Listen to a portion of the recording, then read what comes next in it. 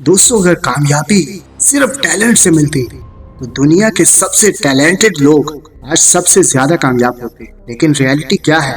दुनिया के सबसे कामयाब लोग ना तो ज्यादा पढ़े लिखे थे, ना ही सबसे ज्यादा पावरफुल पैदा हुए। फिर वो आगे कैसे निकल गए और कैसे कामयाब बने?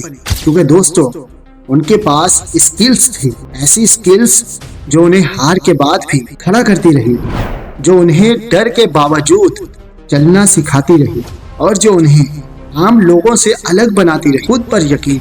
दोस्तों, हर सक्सेसफुल इंसान की कहानी यहीं से शुरू होती है। उन्हें खुद पर यकीन था।